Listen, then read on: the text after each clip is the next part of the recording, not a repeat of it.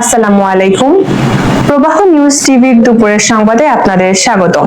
সাথে আছি আমি তানজিলা ইসলাম। মাদারীপুর সদর উপজেলার মহিরচরে বসতবাড়ি নির্মাণের চাঁদা দাবি ও প্রাণনাশের হুমকির অভিযোগ উঠেছে। ভুক্তভোগীর দাবি, নিজের জমিতে ঘর তুলতে গেলেই স্থানীয় এক ব্যক্তি টাকা দাবি করে এবং না দিলে কাজ বন্ধের হুমকি দেয়। প্রশাসনের কাছে নিরাপত্তা ও সুষ্ঠু বিচারের দাবি জানিয়েছেন তিনি। আপনার ওই অনলাইনে খাজনা কাটছি, সব কিছু কমপ্লিট।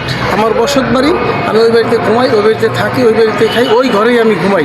এখন এই আমার বসতের ঘর, সেই ঘর আমি কাজ করতেছি, সেই ঘরের কাজটা আমার বন্ধ করে দিচ্ছে। কে বন্ধ করছে? বন্ধ করছে এই যে থানার পরে এক দারোগা ভাইয়া। নাম কি?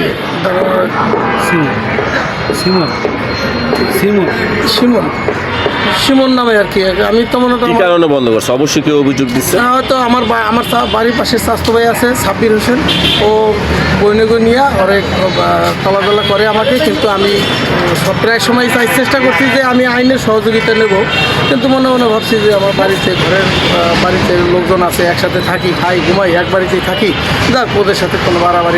তারা কি জমি পায়? আপনি যে না না, আমাদের কাছে আমাদের জমি নিয়ে মামলা চলতে আছে, কোর্টে মামলা চলতে আছে। কার সাথে? এর সাথে মামলা চলতেছে। আর বাবার সাথে মামলা চলছে, আর বাবাও মৃত্যু হয়েছে, আমার বাবাও মৃত্যু হয়েছে। 14 বছর ধরে মামলা চলতে আছে। এখন আপনি এটা কি ন্যায় বিচার চাচ্ছেন? আমি এটা ন্যায় বিচার চাচ্ছি, যাতে আমি কোনো গ্যাঞ্জাম চাই না, ঝগড়া চাই না। তারা আমার কাছে চাঁদা চাইছিল, আমি চাঁদা দেই নাই বিদে, হলো যে তারা আজকে আমার এই সেই লোককে চাঁদা হলো যে সাব্বির হোসেন এবং হলো যে সাব্বিরের বোনইয়া, নামটা আমার স্মরণ নাই। নাম তার কত টাকা চাঁদা চাইছে? 2 লক্ষ টাকা চাঁদা চাইছে। মানে কি কারণে?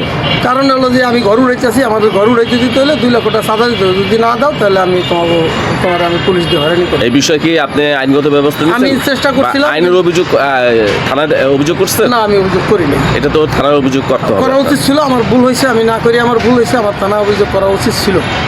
ঠিক আছে, আপনি সামনে অভিযোগ করবেন? হ্যাঁ ভাই, অভিযোগ করবেন এখন? হ্যাঁ আমি এখন অভিযোগ করবো। আর আইনের ব্যবস্থা চাচ্ছেন? হ্যাঁ আমি আইনের ব্যবস্থা চাচ্ছি। আমি কোনো ঝামেলা করতে চাই না, আমি কোনো মারামারি কাটাকাটি করতে।